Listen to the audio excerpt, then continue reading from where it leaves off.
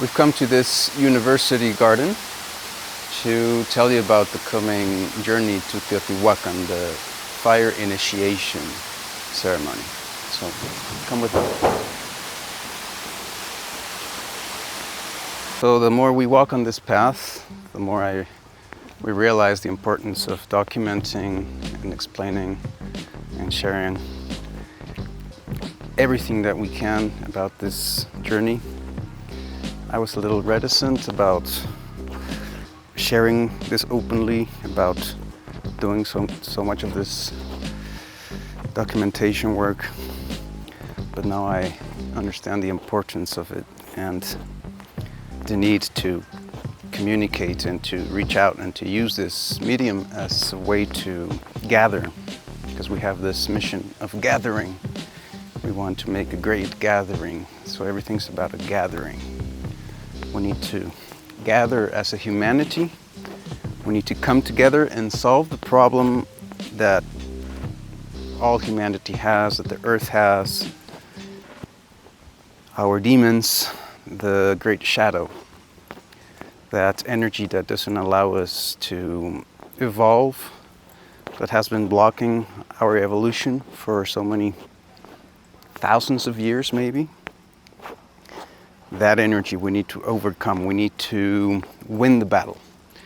We need to learn to become warriors. That's the point of being a warrior. And that's why I want to initiate people into becoming Toltec warriors. So one of the things that you should know, what is going to happen in this fire initiation, well, there's the ceremony itself. There's this entering into the transdimensional space of the fire of creation, which is said to be, by the ancient myths of the Mesoamericans, found in Teotihuacan. That's the point of Teotihuacan. That's what the purpose of that place is to hold the fire of creation. And I really need to elaborate on that a lot more. And that's one thing. The other thing is to initiate you into this fire of Toltequity practice, into Toltec practice. So this ancient art of Toltequity, how much do we know about it? We actually know a lot more about the recent Toltequity, about recent Toltec wizards that have left some of their legacies. And what's this magic about that they share, that they teach, or that they maybe don't share or don't teach? Let's go up here this way. Maybe we'll zigzag. So these wizards, these sorcerers, this man of wisdom as they like to be called, they left some of their legacies. And what is their magic really about? What were they really trying to do? And I have that answer for you. Well, they understood something that had been developing in humanity, that has been developing for a few thousand years now, which is domestication. The fact that some weird, hidden, yet not so hidden power has been taking over humanity, has been domesticating humans and taking their energy, harvesting their energy, farming humans. So they realized this. They saw this on an energetic level, and they saw how it connects to these entities that are in the universe, not the physical universe, but the cosmic consciousness universe. And they discovered ways to detach from the tentacles that sucked energy from them. They developed techniques to become awake, aware of all of this, and to get out of this jail of domestication, where we're trapped into this materialistic, reductionistic understanding of things. We are trapped by emotions. We are trapped by suffering, by war, by poverty, by outside and inside realities.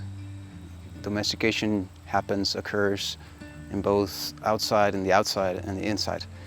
And these wizards, these men of wisdom, developed ways and techniques to get out of that. One of the purposes of the Teotihuacan Fire Initiation is to teach you some of these techniques and put them into practice in a practical way, in a presential way, because it's not the same to talk about this on a video, to watch it on a video, and to actually connect with someone that is practicing those techniques and with a place where those techniques have been practiced and where Toltecuity began. The other really important thing that will be happening in the Teotihuacan, in this fire initiation, and for which the date of the solar and earth conjunction with Venus, the inferior conjunction, is so important, is this cosmic event that has been prophesied by the eagle and condor prophecies of the bringing of the new fire tribe and the new fire ceremony. This is the calling to do that, and you're going to be a witness, and you're going to be accompanying this ceremony, which is going to show in different stages of time. So this is not the only place and time when this is going to happen, but it's the same event in a cosmic sense. It's the same initiation. It's a humanity initiation. We're initiating the fire of a new humanity. We are finally seeing, imagining how we can actually overcome as an era, as a whole humanity, all the blockages, all these demons, all these energies that have been domesticating us. We've been studying this for 15 years or more, and we have actually imagined and discovered how to overcome the problems of humanity. And we need to initiate that, we need to begin that. And so you're going to be a key piece in that happening. Even if you haven't been so involved with it, you're going to be a witness, and we're going to do a ceremony where we access a transdimensional space that is found in Teotihuacan, the fire of creation, where we actually are going to enter into this dream world where we connect with the creators of time and space, the creators of the sun, the creators of humanity, and we are going to symbolically begin a new era. Sounds like a frog, but it's a bird that's up there in the tree. Or maybe it's a frog in the tree, because there is another bird, but anyways. So you have seen that this has come in a quick manner. It has manifested because of sacred willpower, and it's happening when it needs to happen and with whoever is there, and whoever is there needs to be there. So you're going to be there. It's going to be important that you're there. It's going to be important for you, and it's going to be life-changing for you. It's an initiation. It's going to open a huge door into so many other things in your life. But I want to give you some information about what to expect from Teotihuacan, from the actual place, because of course you have a lot of magic that we are expecting to have. So there's a lot of magic and power that is going to come down on us, and we're going to live it. But at the same time, we need to understand the setting where Teotihuacan is placed. So Teotihuacan is this ancestral ancient ceremonial site with a pyramid that has the same width size as the Cheops pyramid in Egypt, but half the height. And in this place, you would expect so many things, right? You would expect a lot more magic around it, but in fact, it's surrounded by many small towns that make part of the whole metropolitan area of Mexico City. So in a way, it's surrounded by darkness. So I do want to give you a heads up on this. I do want to prepare you for this, because we're not going into, for example, some ancestral monumental site in the rainforest, in the Maya rainforest, where you're surrounded by nature. No, in this place, we're surrounded by the city. So we're going to find the light inside of that. And we're going to be protected. We're not going to be afraid. And that's one of the first things that I want to teach you, is the 4 enemies of the Toltec warrior. The first enemy is fear.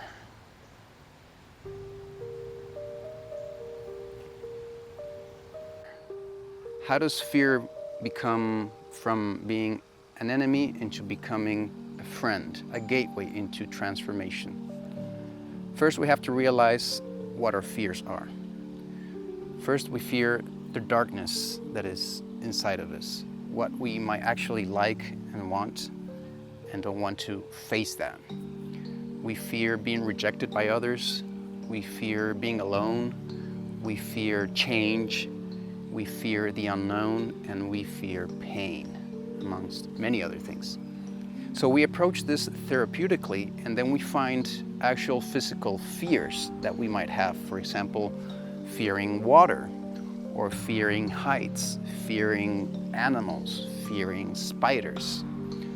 Whatever it is that you fear, you want to find a way to therapeutically overcome that fear. You want to face that fear.